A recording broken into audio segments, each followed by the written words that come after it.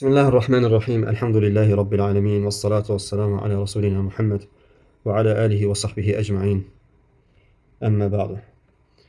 Deməli, oruc dərslərimizə davam edirik. Bugünkü dərsimiz isə inşallah qeyd etmək istədiyimiz məsələlərdən orucda niyyətin rolu. Yəni niyyət nədir? Yəni niyyət nə vaxt olmalıdır? Ümumiyyətlə niyyət orucda necə rol oynayır? Alimlər ittifaqla və icma ilə zikr ediblər ki, əziz qardaşlar, alimlər ittifaqla və icma ilə zikr ediblər ki, niyyətsiz oruc səhih deyil. Və dəlil gətirdikləri məsələdə, yəni hədis, Allah Resulü sallallahu aleyhi və səlləm buyurur ki, İnnəməl ə'məlu bin niyyə və yaxud da İnnəməl ə'məlu bin niyyət hədisi. Və oruc da xüsusi ibadətdir, digər ibadətlər kimi niyyətə fəqirdir. Yəni niyyətə fəqirdir deməkdə nə qəsd olunur? Yəni niyyət olmasa, niyyət yoxdursa o, yəni sadəcə az qalmaq sayılır. Niyyət olmalıdır. Hər bir əməldə niyyət şərt olduğu üçün, yəni bu ibadətdə niyyət şərtdir. Bəli. Yaxşı, biləndən sonra ki, niyyət şərtdir. Niyyətin vaxtı nə vaxt olmalıdır? Yəni nə vaxt niyyət etməlisən? Əməllə birləşikdirmi, yoxsa əməldən ayrı olmalıdırmı? Nə vaxt olmalıdır? Niyyət, barakallahu fikum, alimlər buyurur ki, gecədən niyyət edirsən. Gecə niyyət etmək fərzdir. Yəni gecə dedikdə burada nə vaxt qəsd olunur? Yatmamışdan qabaq, xeyr. Yəni niyyəti gecədən etmək dedikdə, deməli fəcrdən əvvəl qəsd olunur. Yəni sübh namazından əvvəl, fəcrin vaxtının girməsindən əvvəl qəsd olunur. Və bu cümhur alimlərə görə bu cürdür. Necə ki İmam Məlik, Şafi, Əhməd və həmçinin İmam Şevkani rahimehullah bu məsələni qeyd edirlər ki, yəni Allah Resulü sallallahu aleyhi və səlləmin bildirdiyi kimi hansı ki gecədən niyyət etmək deyəndə gecə işadan qabaq və ya işadan sonra yox, nə vaxt edirlər? Sübh namazı girməmişdən əvvəl. Və Nəsai İbn Əbi Şeybənin həmçinin Hafsa radiyallahu anhədən rəvayət etdiyi hədisdə Peyğəmbərimiz sallallahu aleyhi və səlləm buyurur ki, La siyamə limən ləm yucmi' qabləl fəcr. Yəni fəcirdən qabaq niyyət etməyənin orucu yoxdur. Fəcirdən qabaq, fikir verirsiniz, fəcirdən qabaq niyyət olunur. Yəni fəcirdən qabaq gecə nəzərdə tutulur. Sübh namazı girməmişdən əvvəl. Bəli, və həmçinin burada qeyd etmək istədiyim məsələlərdən biri bildikdən sonraki niyyət gecədən olunur, gecə qəsd fəcirdən qabaq və bu niyyətin hər gün təzələnməsi vacibdir, yoxsa Ramazan girəndən bir dəfə niyyət etmək kifayətdir. Kifayətdirmi? Və bu alimlər arasında geniş ixtilaf olmuş bir məsələlərdən qardaşlar. Sırf bu Ramazan ayı ilə bağlı ixtilafların, yəni geniş ixtilafların biri də elə bu mövzudur ki, hər gün niyyəti təzələmək şərtdir, yoxsa Ramazan girdikdə bir niyyət etsən kifayətdirmi? Bəzi alimlər, hansı ki cümhur fuqahalar, cümhur alimlər hər gün niyyəti təzələmək şərt görüblər. Hər gün niyyəti təzələmək şərt görüblər. Və bunlar kimlərdir? Əbu Hanifə rahimehullah, İmam Şafi və Əhməd və İmam Şevkani, Allah onlara rəhmət eləsin. Və İbn Həzm deyirlər ki, hər gün niyyəti təzələmək şərtdir. Hansı ki Allah Resulü sallallahu aleyhi ve sellem buyurur ki, İnnəməl ə'məlu bin niyyə. İnnəməl ə'məlu bin niyyə. Əməllər niyyətlərə görədir. Və İbn Həzm rahimehullah deyir ki, bu məsələni qiyas ediblər. Nəyə qiyas ediblər? Necə ki hər namaza niyyət gərəklidirsə, eləcə də oruc tutmağa da hər günün ayrı orucu var. Yəni sən necə ki 5 vaxt namazda necə eləyirsən? Namaz cins birdir, eləmi? Yəni eyni cinsli ibadətlərdir. Namaz içərisinə zöhrdə girir, əsrdə girilmə, yəni 5 vaxt namaz. Hər namazın ayrı, məsələn bir insan səhər durub fəcr namazından niyyət etsə mücərrəd olaraq, bütün namazları o niyyətlə qıla bilər? Cavabı ki, xeyr. Hər namazın özünün ayrıca niyyəti var. Çünki biz niyyəti öyrədəndə dedik ki, niyyət var, adəti ibadətdən ayırır. Niyyət var, ibadəti ibadətdən ayırır. Tamam? Niyyət var adəti ibadətdən, niyyət var ibadəti ibadətdən ayırır. Adəti ibadətdən ayıran niyyət hansıdır? Məsələn, biri var insanın istidən, yəni istilənərək yuyunması, bir də var qüsul olması. Və bu iki şey fərqləndirən nədir? İnsanın niyyət etməsidir. Bir də var ibadəti ibadətdən ayıran hansıdır? Məsələn, zöhr namazı ayrıdır, əsr namazı ayrı niyyətlə qılınır. Və İbn Həzm rahimehullah demək istəyir ki, bu nə cür belədirsə bu ibadətlərdə, baxmayaraq ki, namaz eyni ad olduğuna görə, amma fərqli deməli zöhr ayrı, əsr ayrı olduğu kimi. Hər namazın özünün niyyəti var. Eləcə də oruc da bu cürdür. Məsələn, bugünün niyyətinlə sabahki orucu tuta bilməzsən. Sabahki oruc üçün də ayrıca niyyət etmək lazımdır. İkinci qism alimlər isə deyirlər ki, bir niyyət kifayət edir. Ramazandan girdinsə, yəni Ramazana girdinsə, sən artıq hər dəfə, yəni imsaka qalxmağın, sahura qalxmağın elə kifayət edirsən, bu əzmin kifayət edir ki, sən artıq niyyətlisən. Bir dəfə aldınsa, etdinsə niyyəti Ramazan girəndə oruç tutmağa və salam. Artıq sən niyyət etmiş sayılırsan. Və bu da İmam Məlik rahimehullah, müasirlərdən İbn Useym rahimehullah və demək olar ki, müasir alimlərdən çoxsu bu görüşdədir. Və Şeyx Fawzan hafizehullah və bu görüşdədirlər alimlər. Vallahu Teala aləm, yəni bizim ümumiyyətlə elm əhlinin arasında da yayılmış məşhur görüşdür ki, yəni bir niyyət kifayət eləyir. Doğrusunu Allah bilir. Bəli. Və bu biz bildik ki, yəni vacib olan oruçda gecədən niyyət edilir. Vacib olan oruç hansılardır? Ramazan orucu, nəzir orucu, qəza orucu və s. Yəni bu oruçlarda nədir qardaşlar? Gecədən niyyət etmək şərtdir. Gecədən də qəsd fəcrdən qabaq. Yaxşı, bir də var nafilə oruçlar. Nafilə oruçlarda niyyətin vaxtı nə vaxtdır? Elm əhli buyurur ki, nafilə orucu tutmaq istəyirsənsə, məsələn buna daxildir 13, 14, 15 ağ günlərin orucu və yaxud da ki, yəni istənilən, yəni fərzlərdən başqa istənilən oruclar, Aşura gününün orucu və digər oruclar. Və bu oruclar üçün niyyət etmək, gecədən niyyət etmək şərt deyil. Gecədən niyyət etmək şərt deyil qardaşlar. Cumhur alimlər bu görüşdədirlər. Hənəfilər, Şafi və Əhməd zikr olunur ki, nədir? Nafilə orucuna gecədən niyyət etmək şərt deyil. Muslimin rivayet etdiyi hədisdə Ayşə radiyallahu anhadan gəlir ki, Allah Nəbisi sallallahu aleyhi ve sellem dəxələ aleyyən Nəbi sallallahu aleyhi ve sellem zətə yevmin fəqal. Allah Resulü sallallahu aleyhi ve sellem Ayşə anamız deyir ki, bir gün deyir, mənim yanıma daxil oldu və dedi, hələ indəkə şey, hələ indəkum şey, sizdə yəni yemək üçün nəsə varmı? Fəqulnə lə, dedi ki, xeyr.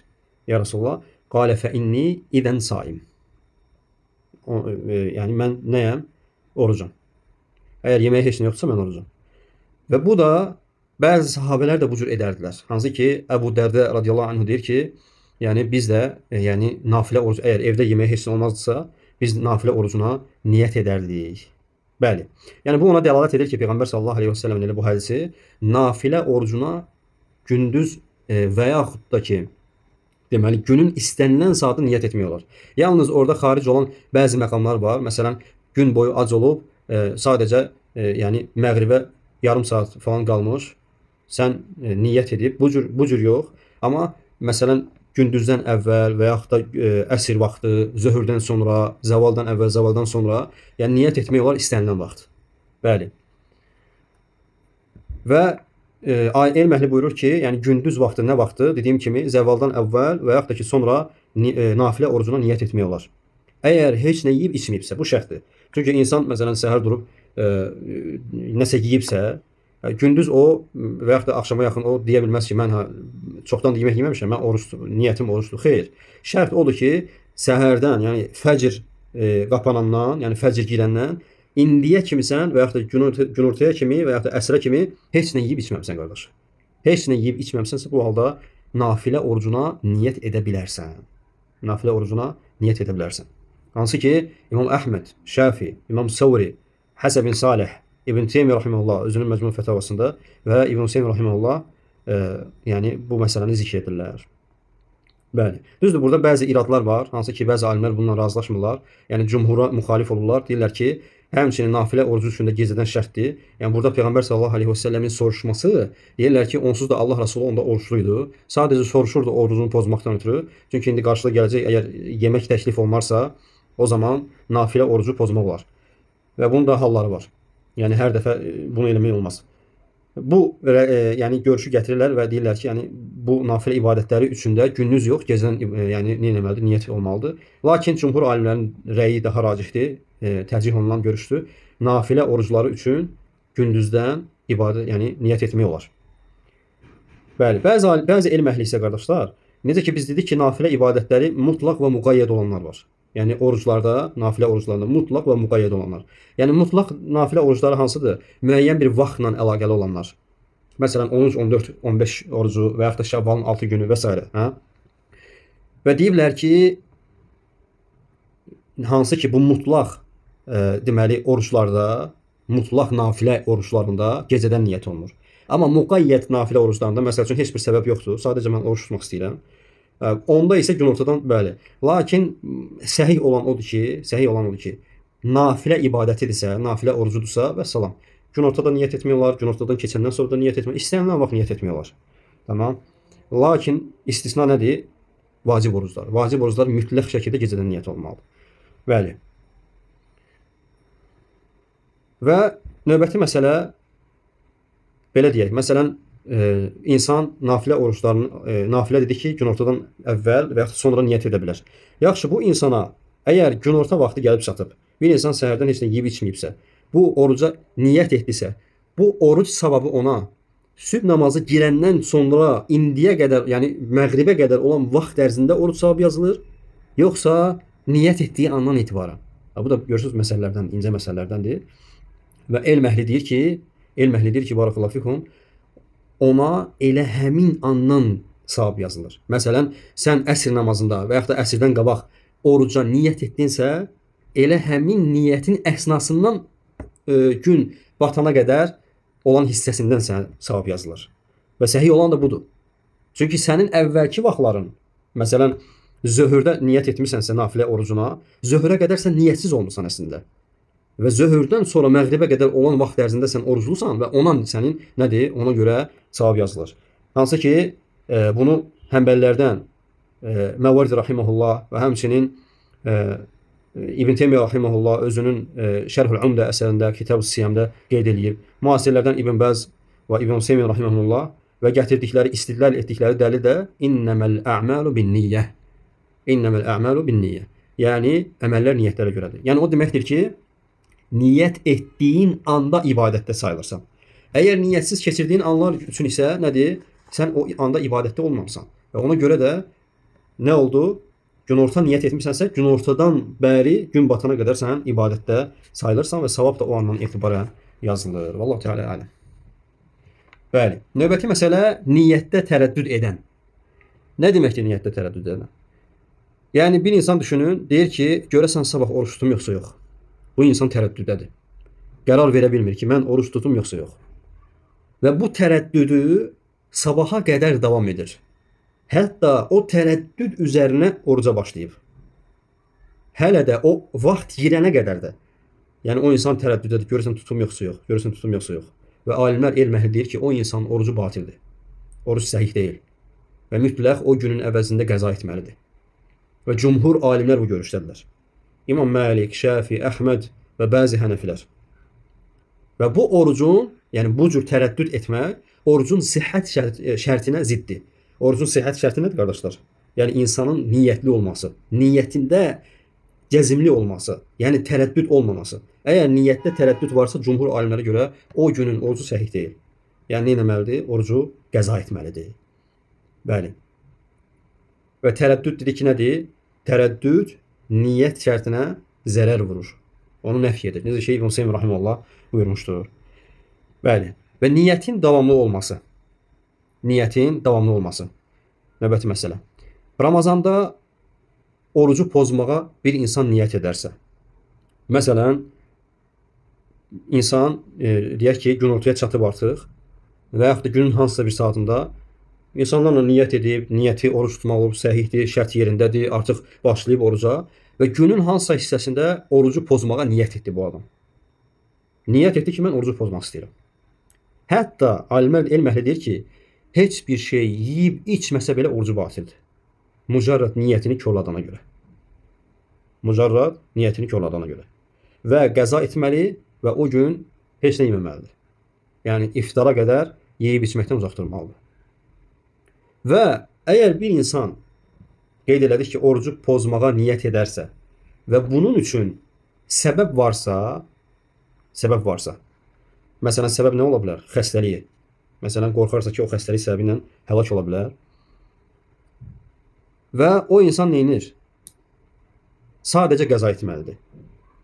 Oruç tutdu və sonra hiss elədi ki, yəni bu oruç tutmaq onun üçün zərər vurur, və deməli bu qorxudan dolayı orucunu pozmağa niyyət etdi. Və bu insan sadəcə oruc bitdikdən sonra o günün əvəzinə başqa bir gün qaytarmalıdır. Lakin əvvəldə qeyd etdiyimiz heç bir səbəb olmadan orucu pozmağa niyyət edən adam həmin gün orucu qəza etməklə yanaşı həmin gün iftara qədər heç nə yeməməlidir. Heç nə yeməməlidir. Amma hansısa bir səbəbdən dolayı buna niyyət edən insan isə axşama qədər yeyib içə bilər. Onda bu şərt nədir? Yoxdur. Və bunu da alimlərdən İmam Malik, Əhməd və Şafi və İmam Nəvavi, İbn Həzm və müasirlərdən İbn Hüseyn rahimehullah qeyd etmişlər. Bəli. Və qeyd edirlər ki, alimlər orucu pozmağa mücərrəd insanın niyyət etməsi, heç nə yeyib içməsə belə orucu batil edir. Çünki Allah Resulü sallallahu əleyhi və səlləm o hədisi "İnneməl a'malu bin-niyyə." Həqiqətən əməllər niyyətlərə görədir. Və oruc İbn Semin rahimehullah necə buyurur ki, oruc niyyətdir. Əgər kəsməyə niyyət etdisə, artıq oruc batil olur. Məsələn namaz kimi. Biz namaz mövzusunu keçəndə nə dedik? Bir insan namazdan çıxmağa niyyət etdisə, yəni əzm etdisə, qərarı artıq namazdan çıxmaqdırsa, artıq o insanın namazı yoxdur. Və oruc da bu cürdür. Əgər sən oruca mücərrəd niyyət etdinsə, vəssalam, mən orucum yoxdur artıq, mən orucu pozuram, qəti qərarımdır, heç nə yeməsən belə artıq orucun batildir. Bəli. Və ona görə İbn Qudamə rahimehullahın çox gözəl bir qayda var. Bunun inşallah yaxşı diqqət yetirək və bu qaydanı inşallah sizə deyim. İbn Qudamə rahimehullah buyurur ki, لأن الأصل اعتبار النية في جميع أجزاء العبادة حقيقة وحكما. فبو sözü yadınızda saxlayın. حقيقة وحكما. ولكن لما شق اعتبار النية حقيقة وحكما اعتبار بقاء حكمها وهو ألا ينوي قطعها فإذا نواه زالت النية حقيقة وحكما. İbn Qudamə rahimehullah deyir ki, çünki yəni niyə görə insan sadəcə orucu pozmağa niyyət etməklə orucu batil olur? Deyir ki, çünki əsas qayda budur ki, ibadətin bütün cüzlərində həqiqətən və hökmən, həm də hökmən etibar qazanır. Niyyət həqiqətən və hökmən etibar qazanır. Lakin bu qorunması çətin olduğuna görə hökmən qalması ilə kifayətlənmişdir. Və ibadəti kəsməyi niyyət etmədiyi müddətcə niyyət davam etmiş sayılır. Əgər kəsməyə niyyət etsə, bu zaman həm həqiqətən, həm də hökmən aradan qalxar. İndi əslində belə çətin oldu, indi inşallah izah edəcəm. Baxın, İbn Qudamə rahimehullah nə demək istəyir? Yəni niyyət, bir insanın ibadət üçün niyyət etməsi, o niyyət həm həqiqətdə gerçəkləşir, həm də hökmdə. Bu nə deməkdir? Misal verim, daha da aydın olsun. Yəni biri var, qəlbin bu ibadətlə məşğul olması, biri də var, bədənin və zehnin məşğul olması. Qəlbin ibadətlə məşğul olması həqiqətən adlanır, bədənin və zehnin məşğul olması hökmən adlanır. Və İbn Qudamə rahimehullah demək istəyir ki, sən əgər ola bilsin ki, iki hissədən ibarət oldu. Həqiqətən hökmən. Həqiqət qəlbdədir, hökm bədəndə və zehindədir ibadət. Hə? Bu ikisi də niyyətlə bağlıdır. Baxın, məsələn, qəlbdə olan niyyət, biz dedik ki, həqiqətən olmasıdır. İbn Qudamə rahimehullah deyir ki, bu həqiqətən olan, yəni qəlbdə olan o niyyət, ola bilsin ki, bunu saxlamaq çətin olsun. Məsələn, insan ola bilsin ki, xuşulu ibadəti yerinə yetirə bilməsin. O niyyəti yaddan çıxartsın. Bu ola bilər. Və şəriət buna görə səni neynəmir? İlzəm eləmir. Ki, mütləq o həqiqətən və hökmən bir yerdə olmalıdır. Yəni, bədən və zehinlə qəlb bir yerdə olmasını şərt qoşmayıbdır. Elə olsa bizim heç bir namazımız qəbul olmaz. Niyə görə? Əgər bu həqiqətən və hökmən şərt olsaydı, sən namazı həm qəlbən, həm bədənən xuşulu qılmalıydın. Eləmi? Çünki Allah, baxın, alimlər ona görə elm əhli deyir ki, Allah Teala deyir ki, فَوَيْلٌ لِلْمُصَلِّينَ الَّذ۪ينَ هُمْ عَنْ صَلَاتِهِمْ سَاهُونَ. Onlar namazlarından xəbərsizlər. Yəni namazlarından səhlənkar olarlar. Baxın, əgər elm əhli deyir ki, orada an yerinə fi hərfi cəri işlənsəydi, yəni Allah Teala desəydi ki, fi salatihim sahun, yəni namazların içində səhlənkardırlar. Subhanallah. Yəni heç xuşu əhlindən başqa heç kimin namazı qalmazdı. Subhanallah. Yəni bu həmən qəlbdəki olan o niyyət, o xuşu, qardaşlar, həqiqətən adlanır. Tamam? Və bu həqiqətən olanı Allah Teala bizə ilzam eləməyib. Bu Allahın bizə rəhmətidir ki, bəzən insan oruclu olduğunu unudur. Kim oruç tutan da orucun iftarına qədər xuşulu özünü, yəni qəlbən o ibadəti hiss edə bilər ki, çox az insan. Çox az insan. İstirahət edirsən, övladlarla məşğul olursan, işə gedirsən, qəlb ayrılır, aydındır. Və bu həqiqətən deməkdir. Və İbn Qudamə deyir ki, şəriət bunu sənə ilzam eləməyib ki, birdən o həqiqətin niyyəti, yəni qəlbdəki niyyəti aradan qalxsa, sənin ibadətin batil olar. Lakin hansına ilzam edib şəriət?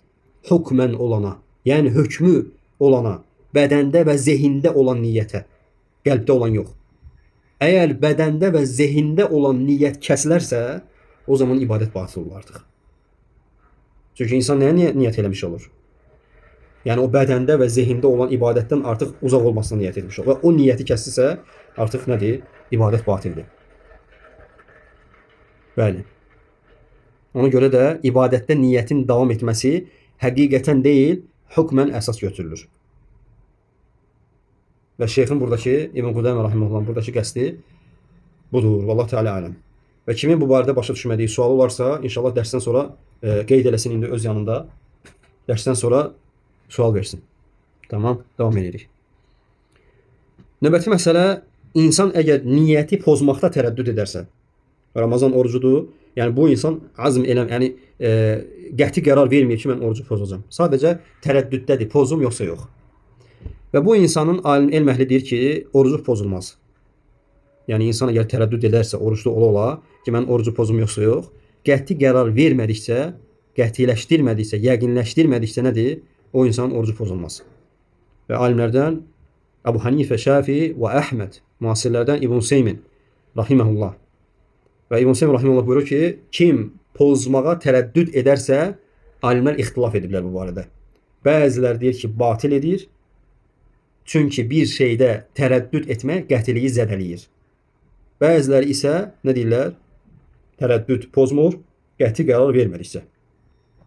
Və İbn Seymin rahimehullah sözünə davam edir ki, məndə olan racih görüş də qüvvətinə görə budur ki, qəti qərar vermədikcə oruca təsir etmir. Və doğrusunu Allah bilir, tərcih edilən görüş də budur. Yəni kim Ramazanda orucun pozulmasına, yəni qətiləşdirməsə, sadəcə tərəddüddədir. Görürsən pozum yoxsa yox, pozum yoxsa yox. Qəti qərar vermədikcə orucu batil olmaz. Bəli. Və növbəti məsələ iftarla bağlı olan bəzi ədəb qaydaları. Bəli. Buyurur ki, iftarı tezləşdirmək. Nədir iftarı tezləşdirmək? Yəni günəş batdısa iftarı tezləşdirmək. Yəni burada qəsd o deyil ki, günəş batmamış yeyib içmək. Xeyr. Günəş batdısa, əmin oldunsa, ara vermədən artıq yeməyə başlamaq. Ara vermədən yeməyə başlamaq. Və bu cumhur alimlərə görə deməli sünnət olan, müstəhəb olan rutab xurması var. İnşallah onun yəni şəklini atacağım kanala. O rutab xurması ilə iftar etməsi insanın müstəhəbdir. Rutab xurması ilə iftar etməsi müstəhəbdir. Və bu yoxdursa, alimlər buyurur ki, adi xurma ilə və o da olmasa su ilə iftar etmək müstəhəbdir. Və iftarın tezləşdirməsi barəsində Buxari Müslimin rivayet etdiyi hədisdə Səhl ibn Sa'd radiyallahu anh deyir ki, Peyğəmbər sallallahu aleyhi və səlləm buyurdu ki, la yazalun nasu bi xeyrin ma accelul fitra. Yəni insanlar xeyir içində olarlar iftarı tezləşdirdiyi müddətcə. Və bəzi insanlar görürsən ki, iftarın vaxtıdır. Yəni iftara məsəl üçün deyək ki, azana artıq saniyələr qalır, qalxıb ki, dəstəmaz alır. Və azan oxunur, bu hələ dəstəmaz alır. Və yaxud da başqa şeylərlə məşğuldur, və yaxud da qalxıb namaz qılır. Yəni bu şeylərdən çəkinmək. Yəni hər bir hikmət nədir? Hər dəfə bunu təkrar edir. Hikmət odur ki, hər şeyi öz yerinə qoymaq. Hikmət hər şeyi öz yerinə qoymaq. Və ona görə hər bir şey öz yerində daha fəzilətlidir, qardaşlar. Hər bir şey öz yerində daha fəzilətlidir. Sünnət sənə, Allah Resulü sallallahu aleyhi və səlləmin sünnəti sənə o iftar məqamında xeyirli insan olmağa təşviq edirsə və bu fəzilətdir və bu anda sənə ən fəzlətlisi olan o iftar süfrəsində o iftarı sən gözləməyindir. Baxın nə cür deyir sallallahu aleyhi və səlləm. Başqa bir hədisdə Abu Davud və Əhmədin rivayet etdiyi hədisdə Abu Hureyradan gəlir ki, radiyallahu anhu, la yazalu dinu zahiran ma accələn nasul fitra li'annəl yəhudu və nəsara yuəxxirun. Allah Resulü buyurur ki, sallallahu aleyhi və səlləm, insanlar iftarı tələsdirdikcə, yəni iftarı tez etdikcə din qalib gələcək. Subhanallah, fikir verin. Nəyi nəyə bağladı Allah Resulü sallallahu aleyhi və səlləm. Və sonra buyurur ki, çünki Yahudi və Xristiyanlar iftarı gecikdirirlər. Yəni hətta bu məsələdə belə, yəni küfr əhlinə var, onlara müxalif olmaq var. Ona görə böyük fəzilətdir. İftar əgər azan yaxınlaşdırsa, otur süfrəyə. Əgər işin varsa, sadəcə bir xurma atsan belə sən bu hədisin altına daxil olmuş olursan inşallah. Və ondan sonra qalxıb işini görə bilərsən. Bu fəziləti yetər ki, əldən vermə. Xüsusən də Ramazan ayında. Bəli. Və həmçinin bu barədə, yəni iftarı tezləşdirməyin sünnət olması barədə İbn Rüşd, İbn Dəqiq Əl-İd rahimehumullah icma nəql etmişlər. Bəli. Və növbəti məsələ qələbətuz zan. Yəni insanın zənni yəqinə yaxın olduğu müddətcə, yəni yəqinlik yoxdur, sadəcə elə zənn edirsən ki, yəqinə daha yaxındır. Bu qələbətuz zan ilə iftar etməyin hökmü barəsində. Və dörd məzhəb alimləri qardaşlar ittifaqla deyirlər ki, qələbətuz zan ilə iftar etmək icazəlidir, yəqin olmadıqca. Bu nə deməkdir? Deyək ki, əlinizdə heç bir vasitələr yoxdur. Yəni saat və yaxud da azan vaxtları, telefon, belə şeylər yoxdur və siz sadəcə müşahidə ilə günəşin çıxması və yəni günəşin batması ilə iftar edirsinizsə, əgər günəş görünmürsə, deyək ki, artıq iftar vaxtına yaxındır və hava buludludur deyək ki, və bunu müşahidə edə bilmirsinizsə, qələbətuz zan ilə, yəni öz ictihadınızla, zənninizlə sizin orucunu açmağınız icazəlidir. Və bunu dörd məzhəb ittifaqla deyiblər. Və hansı ki, İmam Buxar rahimehullahın Əsmə bint Əbu Bəkr radiyallahu anhədən gətirdiyi bir hədis var. Və deyir ki, əfdarna alə ahdin nəbi sallallahu aleyhi və səlləm yevmə qaymin thumma tala'atiş şəms. Və buyurur ki, Peyğəmbər sallallahu aleyhi və səlləmin zamanında, yəni bizlə bir yerdə olarkən, biz iftar etdik. Hansı ki, nə vaxt iftar etdik? Havada bulud var idi. Hava nə idi? Yəni günəşi görmürdük batmağına. Və bu zaman iftar etdik və az keçmədi ki, günəş çıxdı. Yəni hansı ki, deyək ki, bulud örtmüşdü qarşısını, dağıldı. Və ondan sonra oruclarına davam etdilər. Və burada fikir verin, sahabə ictihad elədi qardaşlar. Nəyə ictihad elədi? İctihad elədi ki, əgər günəş görsənmirsə və məğribə az qalıbsa, günəşin batmağına az qalıbsa, qələbətuz zan ilə ictihad etdilər ki, artıq vaxt girib və iftar etdilər. Və bunların bu şeyinə Peyğəmbər sallallahu aleyhi və səlləm irad bildirmədi. Nə eləmədi? İrad bildirmədi. Və buradan da bu məsələ ortaya çıxır ki, yəqinlik yoxdursa, bu yəqinə yaxın zənn ilə ictihad edilə bilər. Yəqinlik yoxdursa nə deməkdir? Yəni bir insan günəşi görə-görə, mən batmağını görə-görə, sən orada ictihad edəməzsən, çünki sənin əlində yəqin var. Sən görürsən, müşahidə eləyirsən. Və o yəqin yoxa çıxmadıqca, yəni şərt nədir? O günəşin görsənən o yumrusu batmadıqca. Çünki ola bilsin ki, əsas götürülür o günəşin yumrusu var qardaşlar. Onun batmasıdır. O batdısa artıq nə olur? Məğrib girmiş sayılır və iftar edə bilərsən Allahın izni ilə. Ola bilsin ki, o yumrusu batdıqdan sonra o işıqlı olsun hava. Yenə də fərq etmir. Artıq vaxt girmiş sayılır. Çünki şərt nədir? O yumrusunun itməsidir. Bəli. Və növbəti məsələ sahur. Elm əhli buyurur ki, sahur etmək müstəhəbdir. Sahur etmək həm biz sünnətin növlərində keçmişdik ki, sünnət var sözlü sünnət, sünnət var əməli sünnət. Və Peyğəmbər sallallahu aleyhi və səlləmin bu sahur məsələsi həm sözlü sünnətidir, həm də əməli sünnətidir, feili sünnətidir. Hansı ki, Buxar Müslimin rəvayət etdiyi hədisdə Ənəs bin Məlikdən gəlir ki, radiyallahu anhudan, Allah nəbisi sallallahu aleyhi və səlləm buyurdu, təsahharu fə innə fis-suhuri barakə. Sahur edin, həqiqətən sahurda bərəkət var.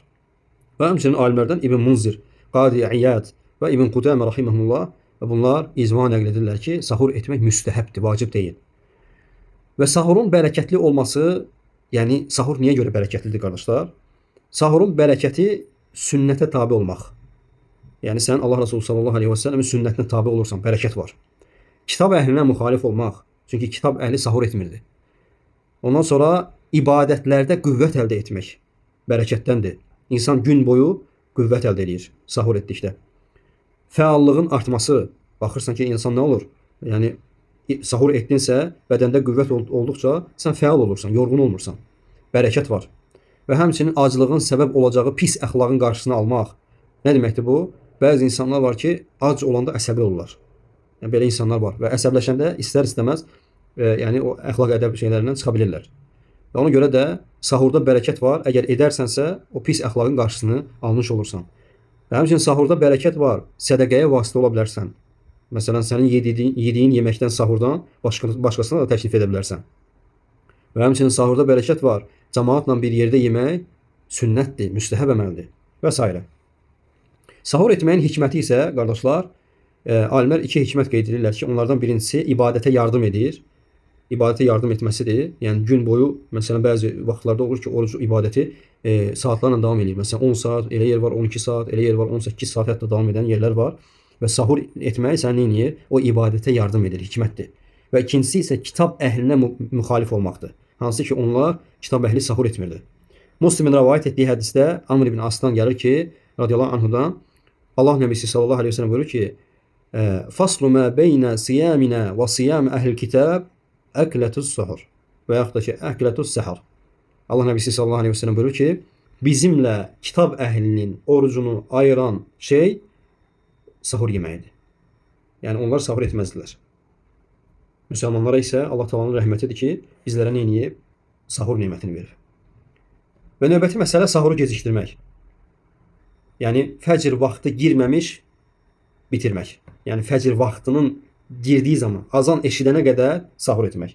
Və Buxari Müslimin rivayet etdiyi hədisdə Ənəs radiyallahu anh deyir ki, Zeyd bin Səbit deyir ki, Allah Resulü sallallahu aleyhi və səlləmlə birlikdə sahur etdik. Sonra namaza qalxdıq. Və Ənəs soruşur ki, nə qədər vaxt ərzində idi bu? Və Zeyd bin Səbit deyir ki, 50 ayə miqdarı qədər. 50 ayə miqdarı qədər. Yəni burada bəzi məsələlər var, hansı ki, yəni buradakı qəsd nədir qardaşlar? Bəzi insanlar nə edirlər? Xüsusən yəni bəzən görürsən ki, bu şeylər bidət əhlindən ortaya çıxır. İmsak vaxtı adı ilə azana 15 dəqiqə, 20 dəqiqə qalmış şərt qoyurlar ki, yeyib içməyi bitirin. Və bu hədisə əsaslanırlar. Bu hədisə əsaslanırlar. Və deyirlər ki, həmin bu Allah Resulü sallallahu aleyhi və səlləmin 50 ayə miqdarı qədər idi. Burada götürürlər ki, yəni sahuru bitirdikdən namaza qalxdıqları an qəsd olunur. Və yaxud da azan verildiyi an qəsd olunur. Əslində xeyr, bu belə deyil. Alimlər burada yəni qeyd edirlər ki, buradakı məsələ, yəni sahurla Allah Resulü azanın verilməsi arasında olan, yəni Allah Resulü sallallahu aleyhi və səlləm yəni sahur edərdi, azana qədər bu qədər məsələ. Yəni 15 dəqiqə, 20 dəqiqə sahur edirdi Allah Resulü sallallahu aleyhi və səlləm. Yəni 50 ayə miqdarı bu qədər eləyir. Buradan qəsd o deyil ki, sən o 20 dəqiqə qalmış saxlamalısan. Xeyr, başqa bir hədisdə, necə ki, başqa yollarla səhihləşdirilmiş bir hədisdir. Allah Resulü sallallahu aleyhi və səlləm buyurur ki, İzə səmi'a əhadukum ən-nidə vəl-inə alə yedihi fələ yada'uhu həttə yəqdi hacətəhu minhu. Allah Nəbisi sallallahu aleyhi və səlləm buyurur ki, sizdən biriniz azanı eşitdiyi zaman əlində bir qab olarsa, o qabı yerə qoymasın. Hətta özünün ehtiyacı olanı götürənə qədər. Hətta özünün ehtiyacı olanı götürənə qədər. Diqqət edək burada. Bu hədisi bəzi alimlər, bəzi elm əhli deyir ki, bu hədis zəifdir.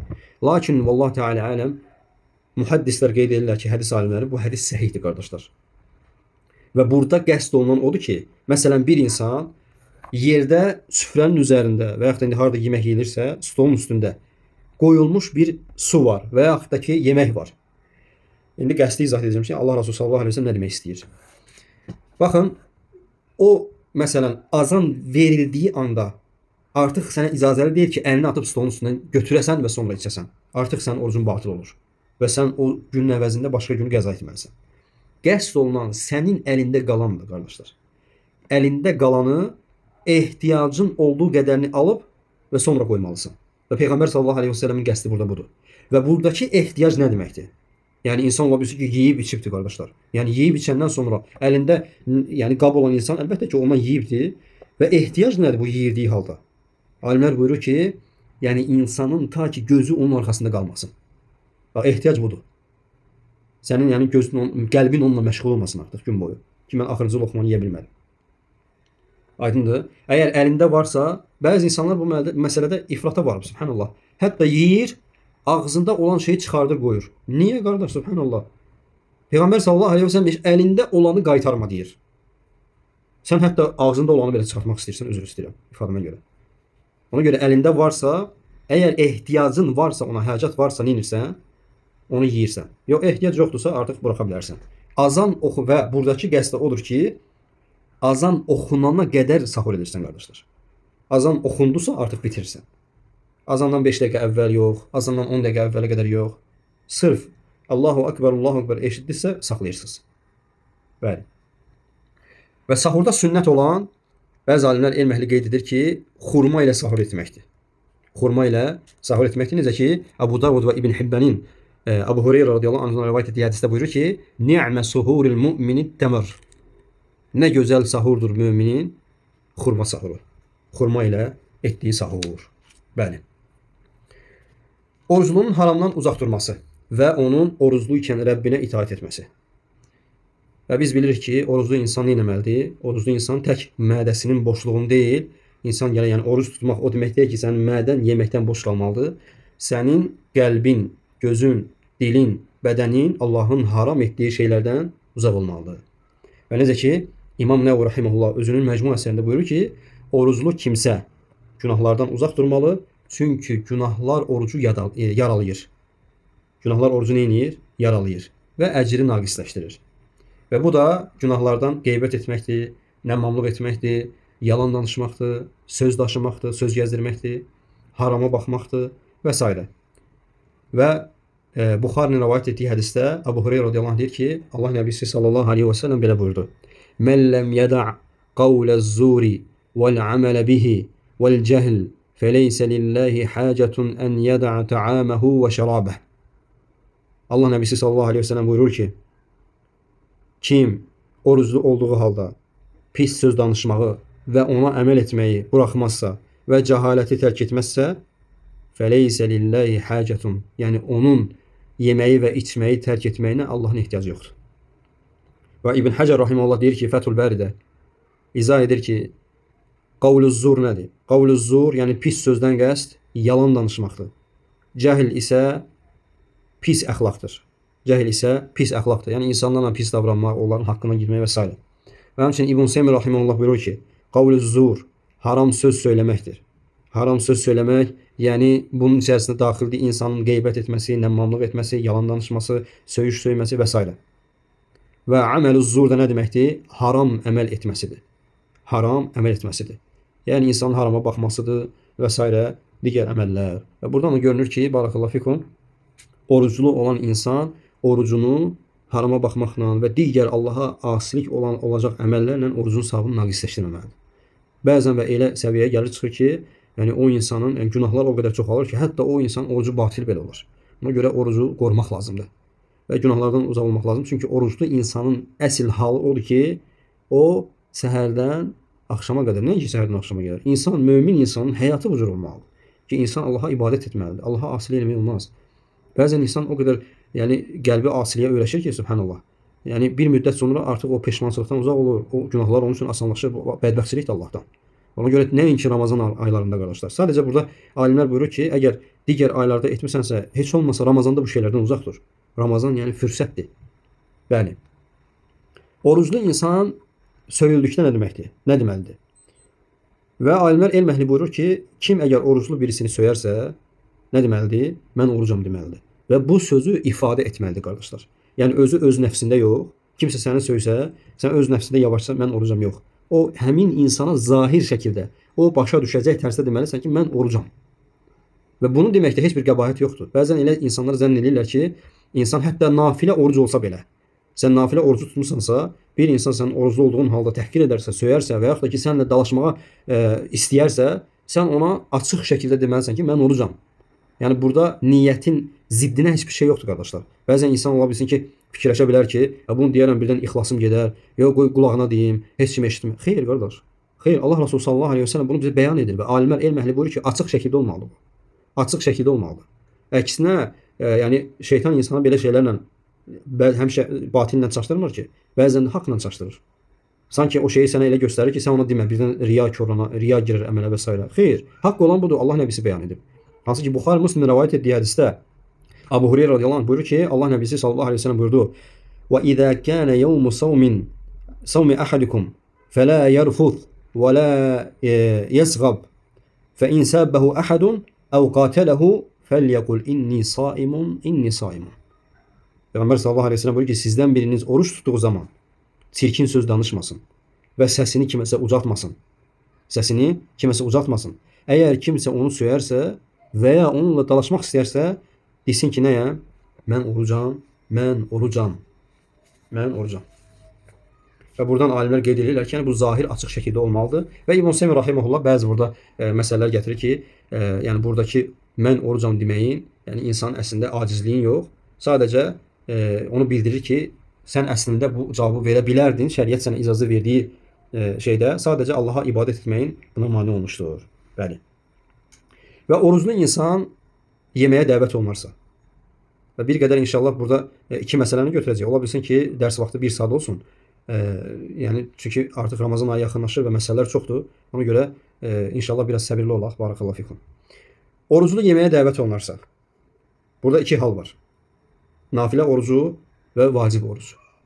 Nafilə orucu olanda hal başqadır. Vacib orucu tutduğun halda yeməyə dəvət olunarsansa başqadır. Və qardaşlar, elm əhli buyurur ki, insan istər nafilə orucu tutmuş olsun və ya fərz orucu tutmuş olsun, yeməyi dəvət edən insana mən orucam deməsi vacibdir. Yəni eləməlisən. Sən kimsə orucu iftara çağırırsa, yəni yeməyə çağırırsa belə deyək, yanında oturmusan və yaxud da kimsə zəng edib evdə oturmusan və sənə dəvət edir ki, tək yeməyə yox, o orucu batil edəcək şeylərə dəvət edirsə, yeyib içməyə çağırırsa, çaya çağırırsa və s. dəvət edirsə, sən ilk növbədə üzərinə düşən deməlisən ki, mən orucam. Sən deməlisən ki, mən orucam. Lakin alimlər burada bildirirlər ki, əgər sən nafilə orucu tutmusansa, mən orucam dedikdən sonra sənə yeməyə dəvət edən insana sənin icabət etməməyin qohumluq əlaqəsinin korlanmasına və yaxud da ki, o insanın əziyyətinə səbəb olacaqsa, məsələn, ola bilsin ki, insan yəni səhərdən axşama qədər çalışıb ki, səni nəsə hazırlasın və sən də nafilə orucu tutmusan. Və sən bunu bildiyin halda alimlər buyurur ki, müstəhəbdir, sən icabət elə. Müstəhəbdir, icabət eləyəsən. Çünki o insanın nəyinə görə? Əziyyətinə görə. Və yaxud da ki, qohumluq əlaqəsi kimi zərər, ziyan vurulacaq əgər bir məsələdirsə, icabət elə.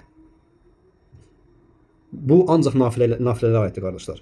Əgər vacib oruç tutmusansa, bu halda isə, yəni insanın vacib oruç tutması necə ola bilər? Məsələn, nəzir orucu ola bilər, Ramazandan qalmış qəza orucu ola bilər. Yəni çünki Ramazanda onsuz da çağıran yoxdur. Əgər bu hallarda olarsansa, sənin dəvətə icabət etməyin haramdır. Vacib oruclarında seçim qarşısındasan. Mən orucam deyib, əgər qəbul edərsə, orucuna davam edirsən, birbaşa elə mən bunu eşitmişəm ki, nafilə orucunda pozma olar deyib birbaşa pozmursan. Yəni onu deməlisən mən orucam. Sadəcə orada məsləhət əgər pozmaqsa, o zaman pozursan. Amma vacib orucda isə pozmaq haramdır. Olmaz. Bəli. Və Müslimin rivayet etdiyi hədisdə Abu Hureyra radiyallahu anh rivayet edir ki, Allah Resulü sallallahu aleyhi ve sellem buyurdu. İzə du'iyə əhadukum ilə ta'amin və huva saimun fəlyəqul inni saim. Allah Resulü buyurur ki, sizdən biriniz oruclu olduğu halda yeməyə dəvət olunarsa və o orucludur, desin ki, mən orucam. Desin ki, mən orucam. Və sonuncu məsələmiz iftar etməsi mübah olan kəslər barəsində olacaq. Və iftar etməsi mübah olan kəslər, bu məsələ biraz bir qədər uzundur. Lakin bir məsələni qeyd edib, bundan yekunlaşdırırıq inşallah. İftar etməsi mübah olan kəslər dedikdə nə nəzərdə tutulur, qardaşlar? Yəni, iftar etməsi icazəli olan kəslər. Ramazan orucunda oruç tutmaması icazəli olan kəslər. Və bunlardan ən birincisi xəstələrdir. Xəstələrə Ramazan orucunda iftar etmək icazəlidir. Və həmçinin bu məsələdə də xəstələrin qismləri var ki, və bunu inşallah qeyd edəcəm. Allah Subhanahu wa Ta'ala Bəqərə surəsinin 184-cü ayəsində buyurur ki: "Fəmən kənə minkum məridan əv alə səfərin fəiddətun min əyyəmin uxar." Və əsli budur ki, ayədən istidlal olunur. Sizdən kim xəstə və səfərdə olsa, tutmadığı günlərin əvəzinə başqa günləri oruç tutsun. Fikir verdinizmi? Məridan, əgər xəstə olarsa. Və bu barədə İbn Həzm, İbn Qudamə, İmam Nəvavi, İbn Teymiyyə rahimehullah, Şeyxülislam icma nəql edirlər ki, insan əgər xəstə olarsa, onun üçün iftar etməsi mübahdır. Və bunun bəzi hədləri var, qardaşlar. Yəni xəstəliklərin hədləri var və buna görə də hökmlər dəyişir. Diqqətli olaq.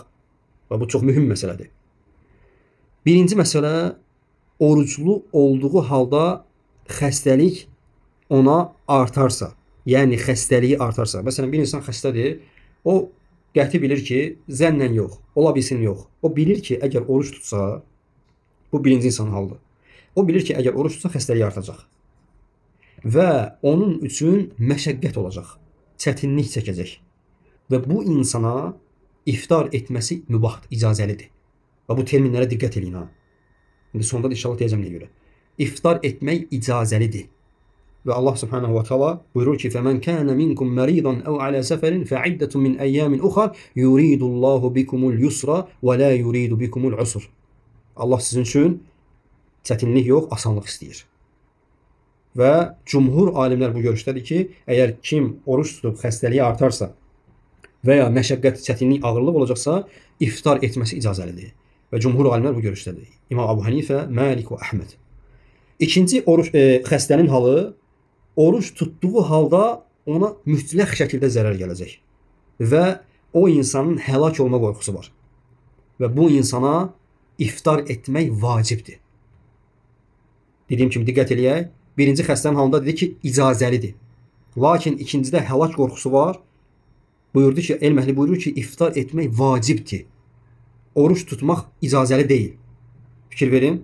Və bunu cumhur alimlər, İmam Malik, Əbu Hanifə, Şafi və Əhməd istidlal edirlər Allah Taala'nın Nisa surəsi 29-cu ayədən və la taqtulu anfusakum. Özünüzü öldürməyin. Və həmçinin bu ayədən istidlal edən sahabənin də görüşünü Peyğəmbər sallallahu aleyhi və səlləm təsdiqləmişdi.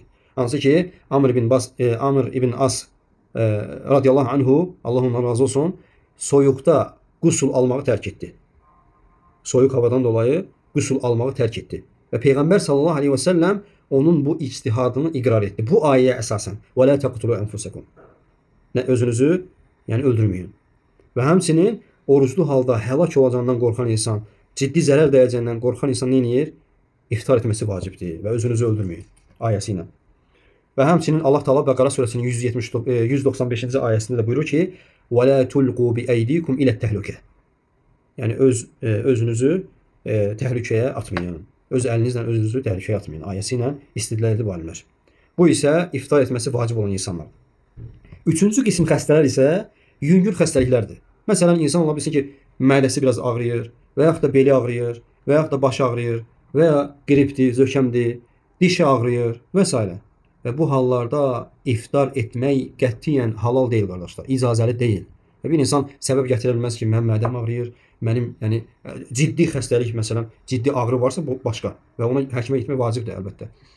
Lakin o diş ağrısı, baş ağrısı, soyuq dəymə, belə şeylərdən dolayı alimlər ittifaqla qeyd ediblər ki, diqqətli ola, ittifaqla qeyd ediblər ki, iftar etmək haramdır. Orucu pozmaq icazəli deyil. Deməli, 3 qisim xəstələr oldu. Onlardan birincisi, deməli, iftar etmək icazəli olanlar, mübah olanlar. İkincisi, iftar etmək vacib olanlar, oruç tutmamaq, yəni vacib olanlar. Üçüncü qisim isə oruç tutmamağı, yəni haram olanlar. İftar etməyi haram olanlar. Və bu da yüngül xəstəliklərdir. Sağaldıqdan sonra isə tələb olunan odur ki, qəza etməsidir. Hansı ki, Allah Taala buyurur ki, "Fəiddətun min əyyəmin uxar." Yəni nəsin? Sağaldıqdan sonra xəstələr növbəti gündə sağlam vaxtı oruçlarına davam etsinlər, qaytarsınlar. Və bu kimlərə şamil olunur qardaşlar? Sağalan xəstələrə şamil olunur. Və kimdə sağalan xəstəlikdirsə, o xəstəlik bitdikdən sonra vacib olan bəzi insanlar var, görürsən ki, sağalan xəstəliyə tutulurlar. Ramazanda oruç tutmur və son həmin elə Ramazan ərəfəsində də nə edir? İftar verir. Subhanallah, bu batildir yəni. Sən əgər Ramazandan sonra sağalmaq ehtimalın və oruç tutmaq ehtimalın varsa, sən o yedizdirdiyin sadəcə sədəqədir qardaş. Sən hələ də boynundan o vacibat getməyib. Ona görə insan bu mənada Allahdan qorxmalıdır. Sən onsuz da qiyamət günü Allaha cavab verəcəksən. Belə şeylər etmək olmaz, çəkinmək lazımdır.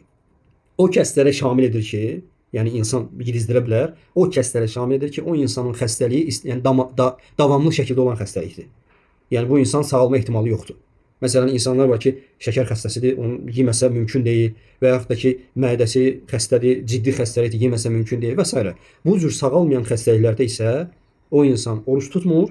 Necə ki, qoca kişi və qoca yaşlı qadına da bu hökm aiddir. Allah Taala Bəqərə surəsinin 184-cü ayəsində buyurur ki: "Və alellezine yutiqunehu fidyetun ta'amu miskin." Yəni o kəslərin üzərinə ki, onlar hər gün üçün bir miskini, yəni kasıbı yedizdirirlər. Və Allahu Teala aləm və elhamdülillahi rabbil alamin.